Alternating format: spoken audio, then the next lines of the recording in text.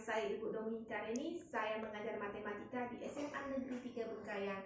Baik, di sini saya akan sedikit membahas mengenai materi fungsi linier. Fungsi linier ini tentunya sudah kalian pelajari dulu di tingkatan SMP. Di SMA ini akan sedikit kita bahas kembali mengenai fungsi linier. Fungsi linier di sini ada 3 bagian yang akan kita bahas. Yang pertama itu bentuk umum dari fungsi linier, yang kedua bagaimana cara menggambar grafik fungsi linier, dan yang ketiga adalah bagaimana cara menentukan domain dan range dari fungsi linier. Baik, kita kepada bentuk umum dari fungsi linier. Fungsi linier itu bentuk umumnya adalah fx sama dengan ax ditambah b. A-nya itu sebagai koefisien dan x-nya sebagai variabel dan B-nya sebagai konstanta. Nah, kalau kita lihat dari derajatnya, fungsi linier ini berderajat 1. Baik, saya akan memberikan salah satu contoh fungsi linier.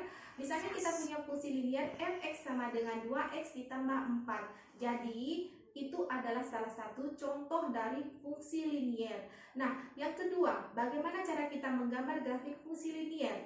Misalnya diberikan suatu fungsi linier, kita diminta untuk menggambar grafik fungsinya.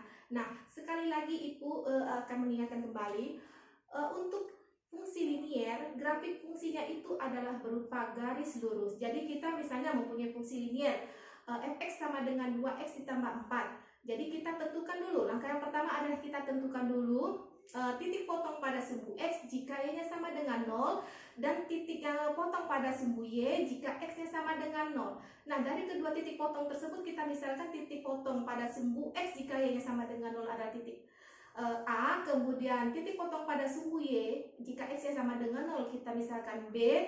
Kemudian dari kedua titik ini kita akan sajikan kepada bidang kartesius. Kita akan menentukan titik potong pada masing-masing sumbu.